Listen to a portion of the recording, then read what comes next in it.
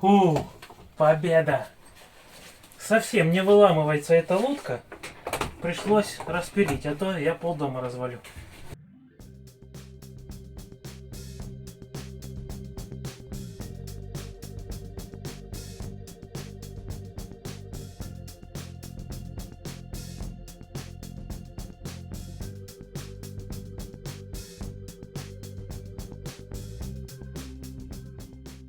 Всем привет! Вы на канале «Из города на дачу». Ну что, наконец-то вытащил я нашу лодку. Это оказалось не так просто, как я думал. Применял здесь и пилу, и кувалду, и другие инструменты. Ну фух, наконец-то с этим справился. Видите, мне даже Вика такую нашла каску, потому что обсыпается сверху вот эта штукатурка. Ну а стены вообще интересные у нас получаются. Настоящий слоеный пирог. Постараюсь так заснять, чтобы вам все было видно. Итак, здесь у нас идут обои, потом дранка, такая доска с пазами, одна в одну входит, потом 3 листа, что это такое, МДФ или что-то такое, вот, потом доска и обштукатуренная. Ну а сверху уже опять штукатурка и вот такой кирпич. Так что слоеный пирог у нас еще тот. И получается, что такие слои везде, и справа, и слева, и сверху, и снизу. Но если с боков и сверху я, наверное, запеню перед тем, как будем вставлять окно, то вот здесь, внизу, вообще большое пространство. Я думаю, может быть, сейчас наведу раствор, хорошенько его туда набью, и уже будет хорошо держаться. Потому что пена это тоже такое дело себе ненадежное. С боков я по-другому уже не сделаю. Ну, а здесь хотя бы так забетонирую хорошенько. Залог успешной работы и минимальных травм – это, конечно же, чистота на рабочем месте. Поэтому сейчас я быстренько это все уберу, но затем уже буду заниматься этим проемом. Фух, привезу тачку и быстренько все поубираю. Окно нам пришлось разбирать до установки нового. И как уже сказал Рома, нам некогда было ждать, пока эта стена рухнет. Она могла рухнуть уже в любой момент. Да еще и комната будет делиться на две. Поэтому только после разбора мы смогли определить четкие размеры для того, чтобы заказать новое окно. Одна из комнат будет ванная. Хотели часть окна заложить. И, дорогие зрители, спасибо вам большое за нужные и дельные советы. Поэтому мы поспешили, отменили старый заказ и быстро заменили его на новый. Поэтому окно в ванной быть. Раствор для заливки подоконника сделаю обычный, примерно 1 к 3. Я думаю, этого будет достаточно. Сейчас это хорошенько все размешаю, залью водой и буду заливать подоконник.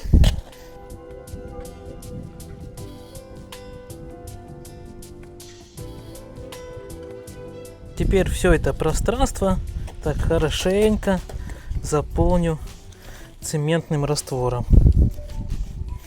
Так. Все ямки, все дырочки, все нужно хорошенько залить.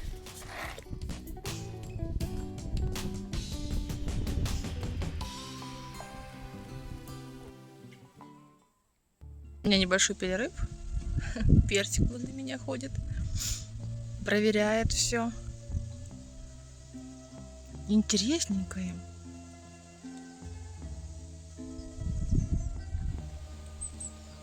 Персик. Чем пахнет? Перчиком. Ох ты ж красавчик.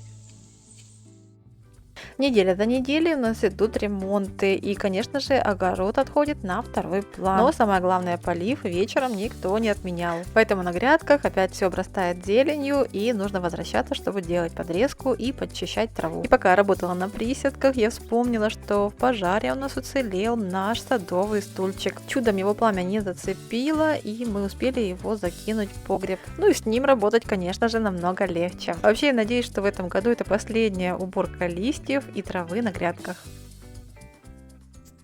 Завалил мне стулку и ушел. Да, Персик? Кто ж коду мне тут наделал?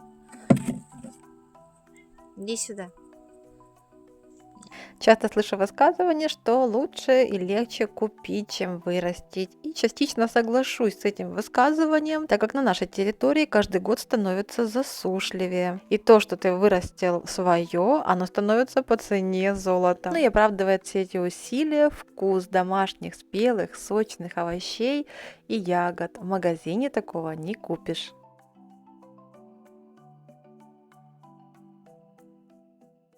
Так, залил я подоконник.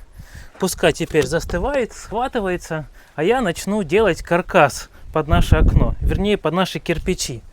Потому что, как видите, как помните, здесь мы кирпичи вывалили, потому что они треснули. Сварю из уголка такую прямоугольную железную лутку, а потом, чтобы уже можно было сверху класть кирпичи. И они там держались хорошо. Для этого дела я взял в магазине самый крупный большой уголок, который был.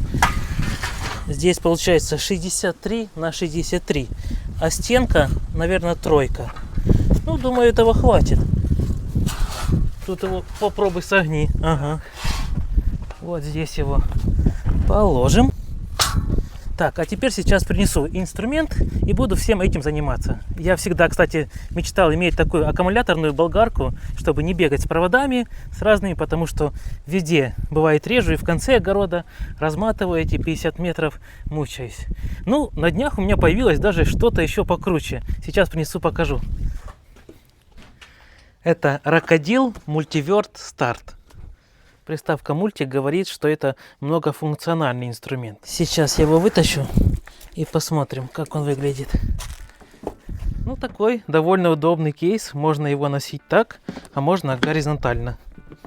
Посмотрим, что здесь идет в комплекте. Руководство по эксплуатации. Зарядное устройство. Так, 2 аккумулятора, они разные, один больше, другой меньше, на 4 и на 2 ампер-часа. Потом дополнительная ручка, чтобы удобно было инструмент держать, и ключ для болгарки. Но теперь самое интересное, сам инструмент. Кстати, здесь бесщеточный двигатель, довольно мощный, и 3 модуля насадки. Сейчас я покажу их ближе.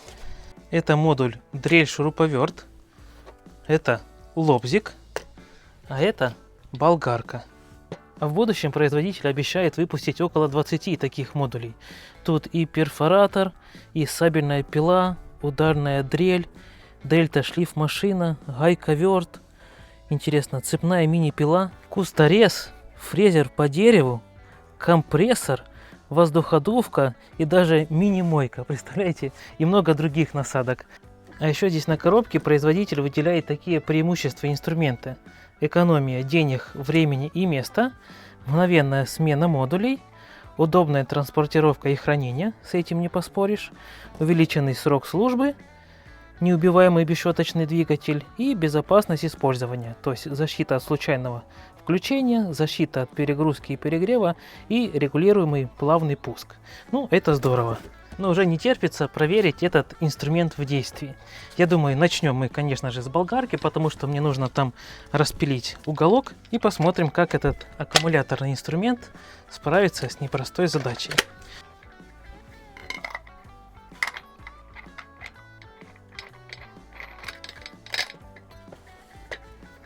Прикручиваю ручку. Так, ну интересно. Довольно-таки необычно держать, но нужно проверить, как он будет в работе.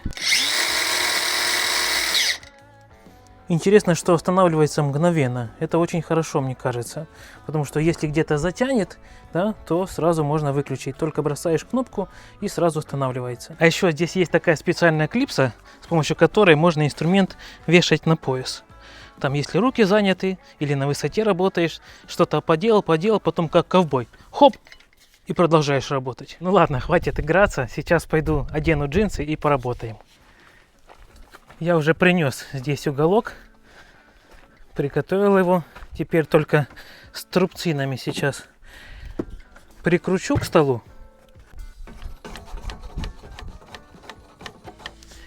Так, как правильно его взять? Вот, наверное, вот так, да? Ну, пробую. Аж интересно.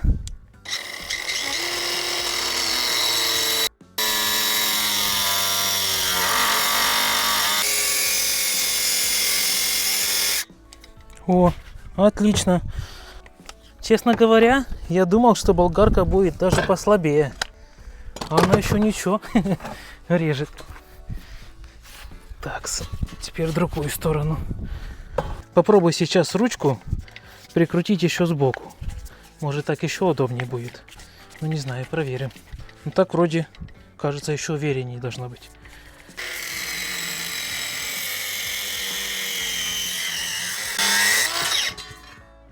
Есть.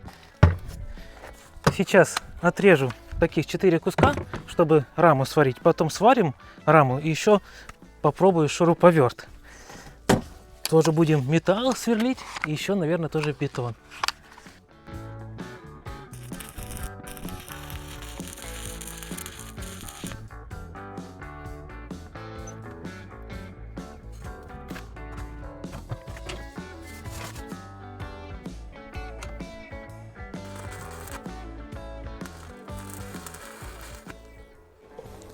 Так, каркас готов. А теперь его нужно вмонтировать в этот проем. Я приготовил вот такие анкера для этого. Но вначале мы сменим модуль и насверлим отверстий в железе. Так.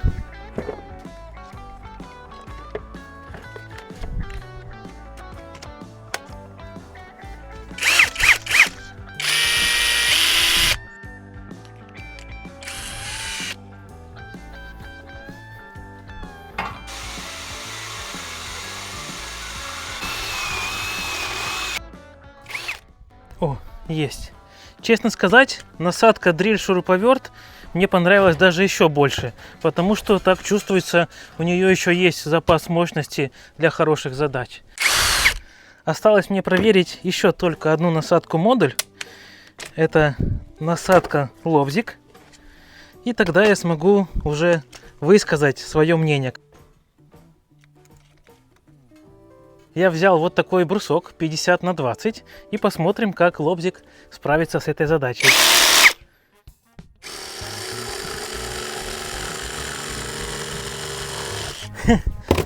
Для него это было очень просто. Нужно что-то помощнее взять. Вот такой брус 50 на 50. Вот это я понимаю испытание. Так, полотна вроде бы хватает. Ну, пробуем.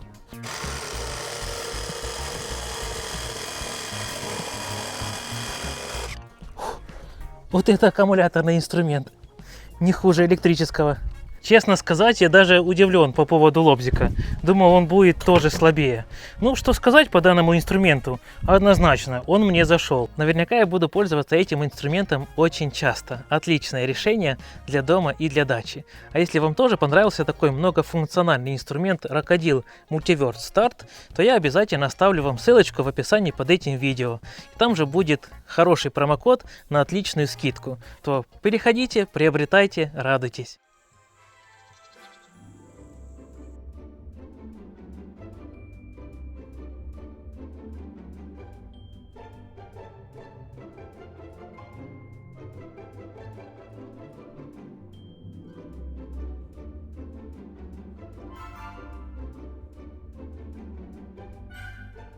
Так, а я приглашаю вас к себе на кухню. В прошлом видео мы сделали здесь небольшой ремонт и были вопросы, поэтому сейчас постараюсь быстро ответить на них.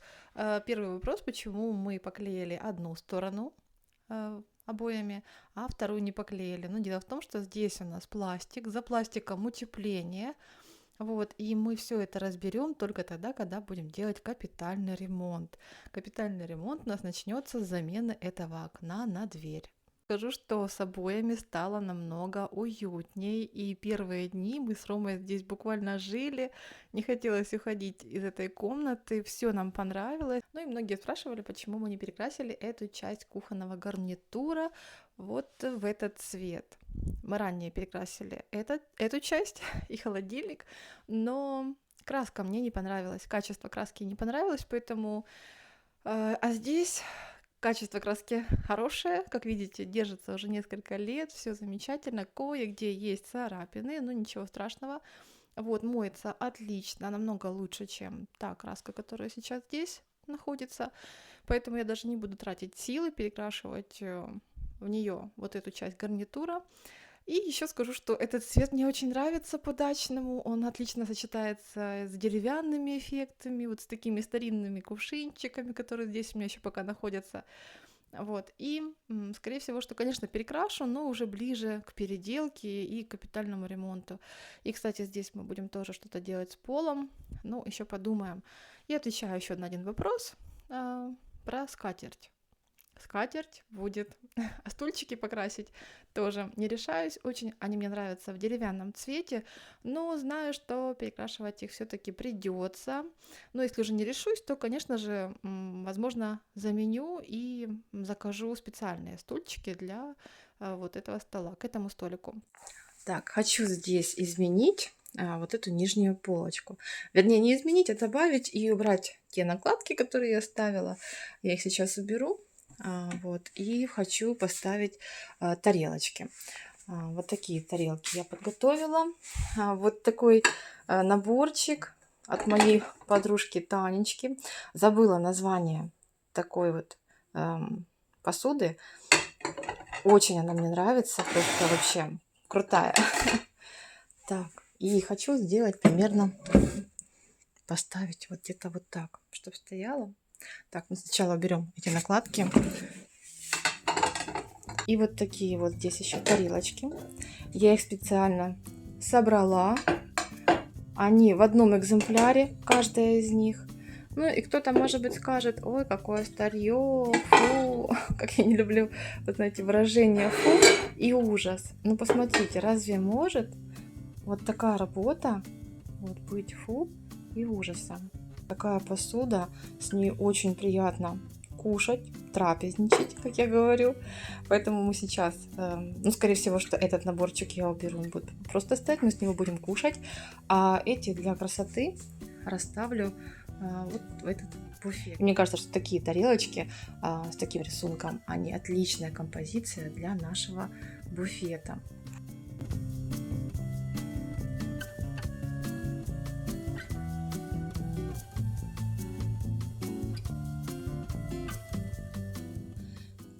Вот такая красота у меня получилась.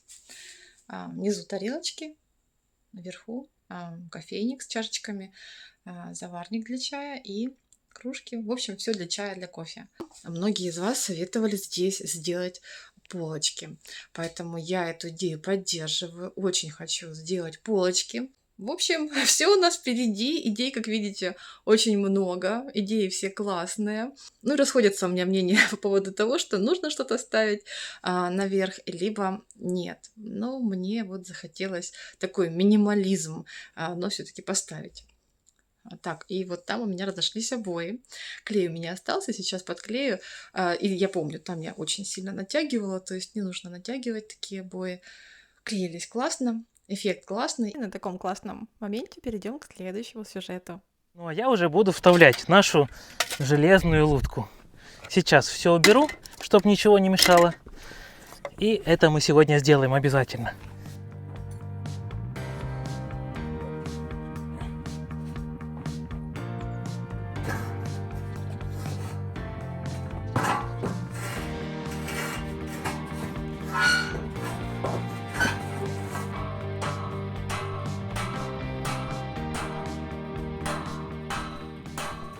Лутка заходит прямо в натяжку. Сейчас еще анкерами укрепим хорошенечко. О, вот так хорошенько. Ну, чтоб кирпич, конечно, не лопнул. О, держится. Отлично. А еще сейчас прикручу вверху, один здесь и один снизу. И тогда вообще его никогда не вырвешь. Ох, есть. А знаете, что я самое главное не проверил? Не проверил, по уровню ли стоит подоконник. Вот это мастер, фломастер. О, ну еще нормально, может быть, чуть-чуть в сторону. Получается, мне просто повезло, что подоконник оказался ровным. А я сейчас иду срезать подсолнухи. Не хотелось, конечно, с такой красотой распрощаться, но уже пора. Там уже и птички половину их поклевали. Ну пусть, птичкам тоже надо что-то кушать. Мы, в принципе, их высаживали и высеивали для красоты, вот, для декора.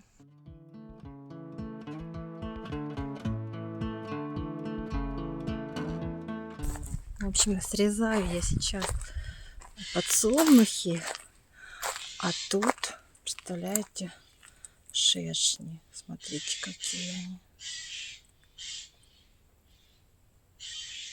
Я их так боюсь. Они очень большие. И вот здесь... Ой. И здесь второй. Ой. Сердится. Надо тут убрать, что они тут едят. Не пойму, тут муравьишки бегают. В общем, вот этот лист. Вот, смотрите. Выедают. Вот, выгрызают. В общем, я его туда кину. Нате, кушайте. Вот, и здесь тоже вот. Где муравьи. Как тут вот бегают. Тоже что-то кушает. В общем, они такие страшные. Кусают очень больно. Меня, правда, ни разу не кусали эти шершни. Но у нас Рому кусали, жалили. И соседа. Соседа просто их много там покусала его и со скорой увозили. Но это давно очень было. Так что с ними шутки плохи.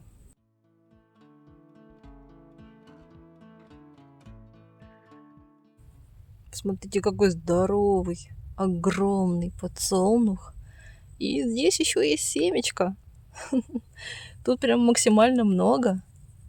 Потому что в остальных шляпках уже там семечек меньше в разы. Тут пилу надо было брать.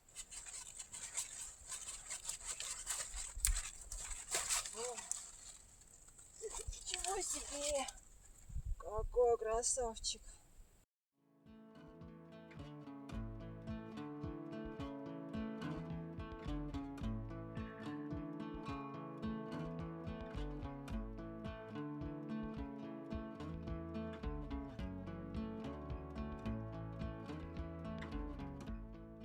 Так, вот такой урожай подсолнухов у нас в этом году. Вот, дам им немного подсохнуть. Вот тут неполный. Они еще немного подсушатся. Дам немного подсохнуть им. И если я правильно помню из детства, делали это так. Вот, более сухой.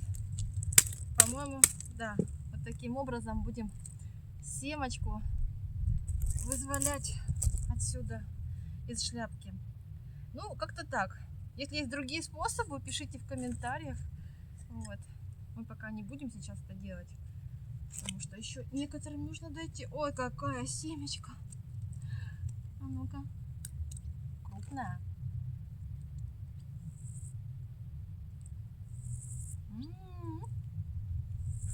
Вкусные. Сырые, но вкусные.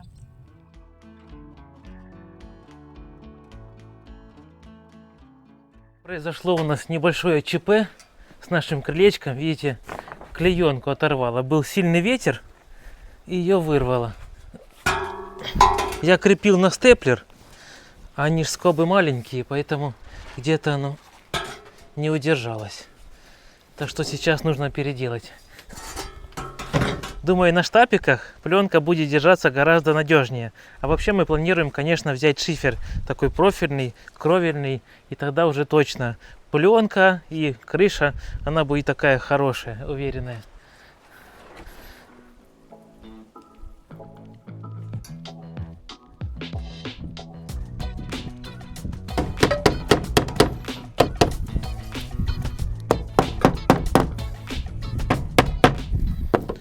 Так, ну что, будет надежнее держаться или нет?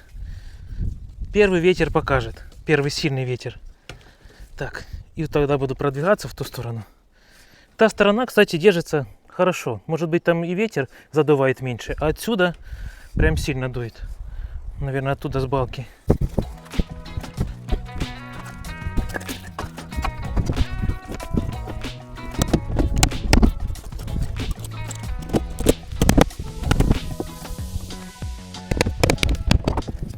А еще я сегодня планировал укрепить нашу теплицу. Вы часто писали в комментариях, что если будет сильный ветер, то ее может унести, хоть она и тяжелая. Я, видите, вначале вот ветер был, принес шлакоблоки, обложил ее со всех сторон. Но сейчас, думаю, возьму такую трубу. Вот у меня осталось 20 на 30. Как раз 6-метровая она идет. На 6 отрезков ее отрежу. Насверлю и, наверное, на саморезы в доску. Ну, вначале я распущу ее на 6 разных колышков или столбиков, как хотите.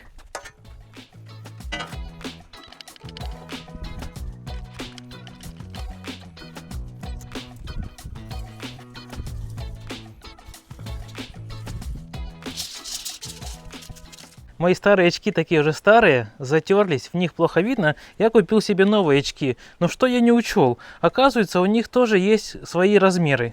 И смотрите, вот эти черные это старые, а синие это новые. И сразу видно, да, что они немного поменьше. Я этого не знал, купил их, домой приношу, одеваю, они даже до ушей не достают. Смотрите, какие маленькие. Так, еле-еле висит. Их надо или на веревочку, как раньше старенькие люди делали, или на какой-то скотч. Ну, вроде бы так, если аккуратно, может и можно будет в них немного поработать. Если вы об этом знали, что у очков тоже свои размеры есть, то хорошо. Но если не знали, то тоже учитывайте это всегда при выборе очков. Так, где я тут нарисовал? Ага, вот он.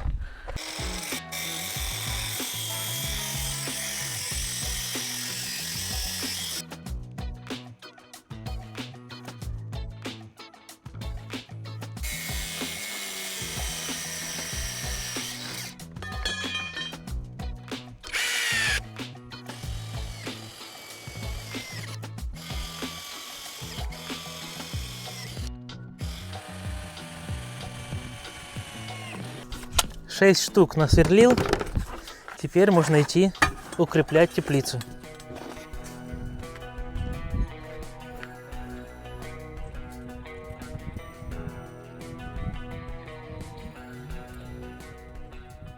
Укреплять теплицу буду по углам. Так, раз,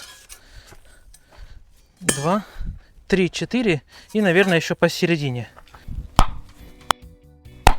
Вначале я подумал, что такие колья метровые, они будут маловатые, будет плохо держать. Но сейчас уже бью, уже рука устала. Оно почти на месте. Фух, еще сантиметров 10 и будет нормально. Пробовал бить без бруска, начинает вверх загинаться. А этого нам тоже не надо.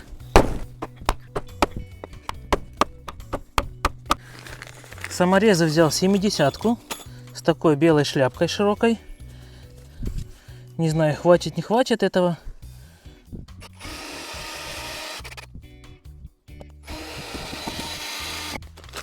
Надеюсь, что хватит, но вы пишите комментарии под видео. Подсказки тоже всегда ваши ждем.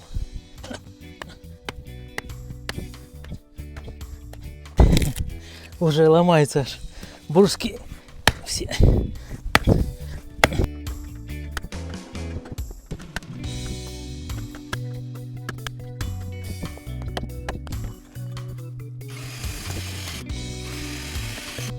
Так, теплицу утеплил, ой, говорю утеплил, укрепил.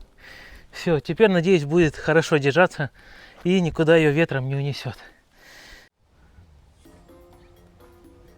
Веснушка в теплице гоняется за осами, за мухами. Опа, то кузнеца она хочет словить. Так, а ну, Веснушка, давай, охотник наш. Словить, не?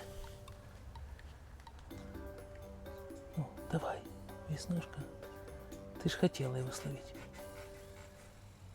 Переманили тебя, да?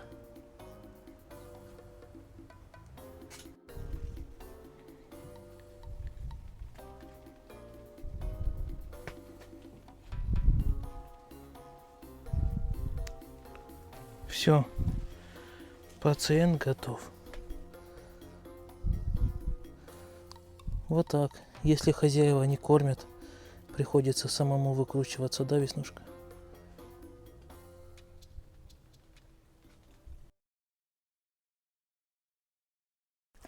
Так, целый день провозилась с грядками. Надеюсь, что это вообще последняя обрезка в этом году у меня. И я хоть увидела, где эти помидорчики, то в таких зарослях их и не видно было. Остались вот эти две грядки. Вот, нужно будет подвязать помидоры. Вот, сейчас уберу только вот эти вот тряпочки. Ох, какие помидоры у нас! Еще пару дней будем уже томатный сок закрывать.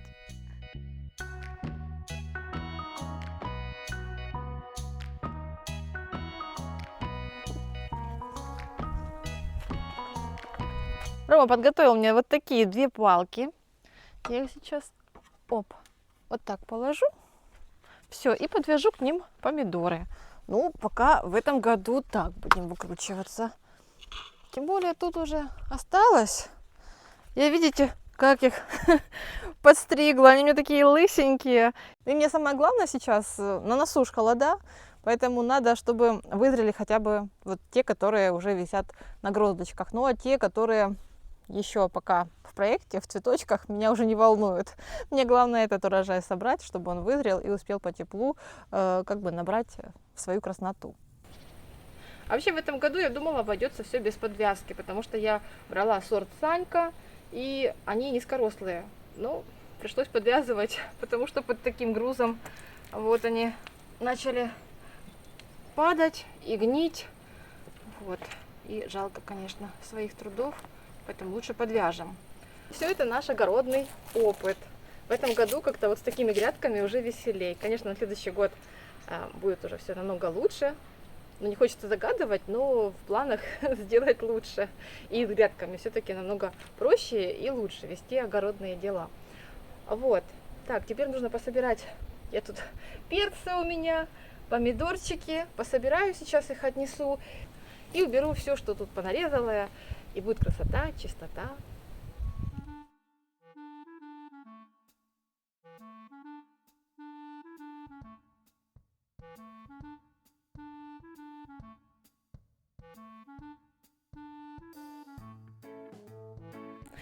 Так, вот эту татечку сейчас мы будем перекрашивать. Ну и еще кое-что я там придумала.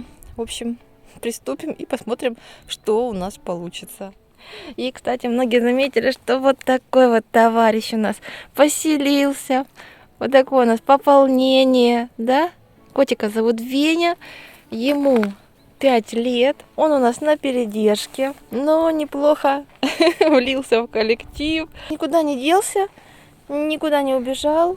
Вот, все ему здесь нравится. Кажется мне, что останется он у нас насовсем. Красавчик. Что, тебе мало ласки? Да я же вроде бы всех вас. Просыпаетесь, всех поглажу, всех по очереди. Кушаете, всех поглажу. На ночь всех глажу. Ну, такой хороший котик.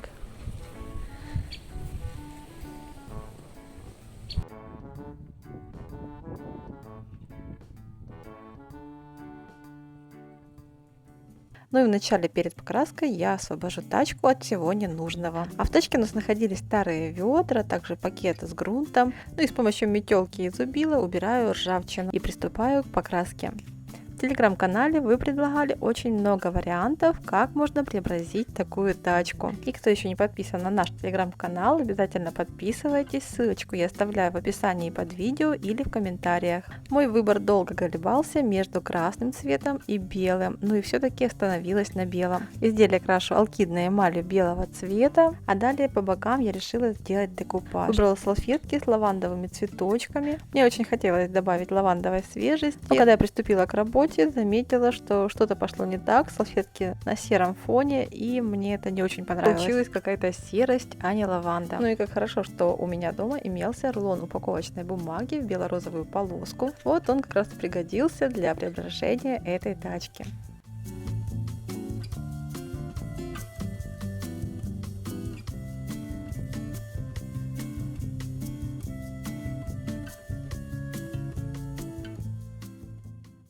Ну что, покажу, что у меня получилось. Вот такая красота. Конечно, да, белый очень классно подошел для обновления этой тачки. Белый цвет. И, конечно же, мне хотелось яркой, лавандовой, такой вот свежести для этой тачки. Ну, получился вот такой вот ретро-розовый стиль для нее. Ну, не знаю. Конечно, это не мое, но тоже вроде бы ничего. По крайней мере, хорошо, что что-то было на замену. Вот. И пусть все это высыхает, а уже на следующее видео постараюсь придумать, какие цветы здесь высадить и как оформить вообще тут все, скажем так, какую-то, может, композицию сделать или еще что-то. Ну, в общем, посмотрим. В телеграм-канале высылайте свои идеи вот по этому поводу. Ай, какая кошечка у нас, Веснушечка, да? Любит ходить тут цветочки нюхать.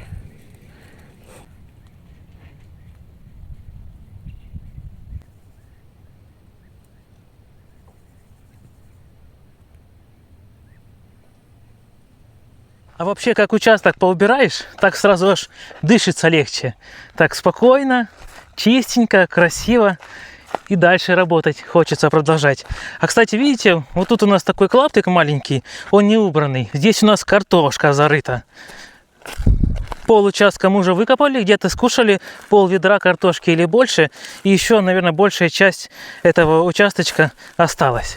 Так что сейчас Викочка придет и поможет мне ее убрать. Кто смотрит наше видео уже больше года, тот знает, что это у нас картошка такая второгодичная. В том году из-за пожаров у нас не было ни времени, ни сил, ни желания, и мы ее так тут и бросили. Так у нас день не проходит. Немножко покосил, немножко поубирал, немножко что-то выкопал, пополивал, подремонтировал, и целый день прошел. Там чуть-чуть, ну, в общем, что-то вырисовывается.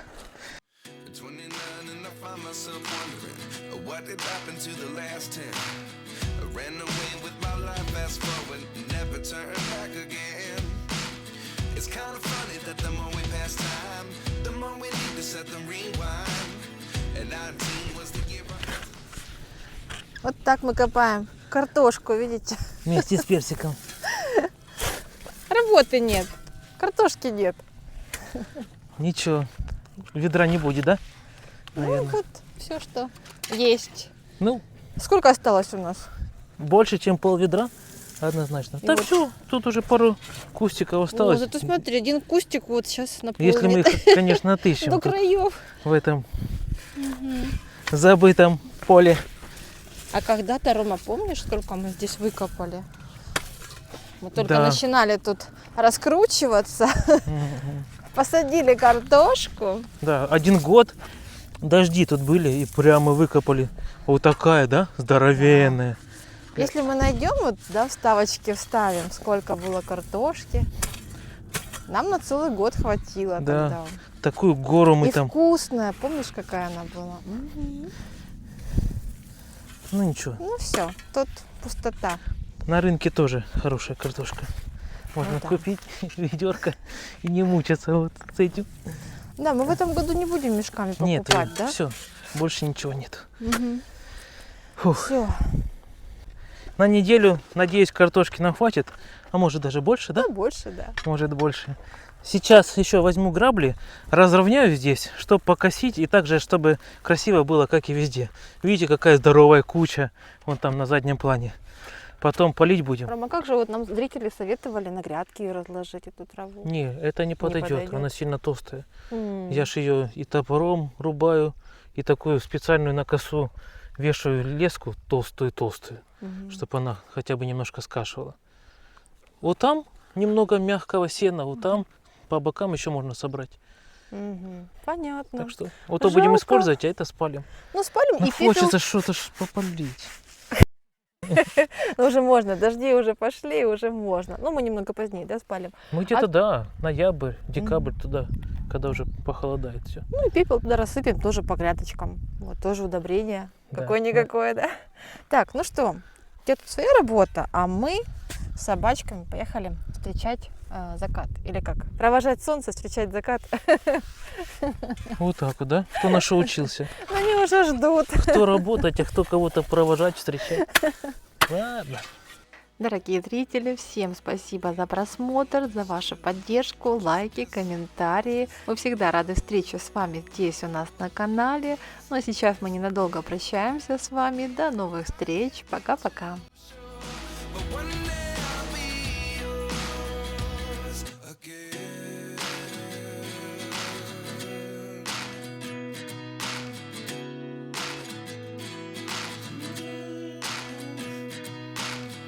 Life lessons come one in a dozen. The other 11 get something from nothing. I sit here looking for an answer. Maybe the biggest question was in the last chapter. You gave me the soul I have today. Without you I never could have moved away.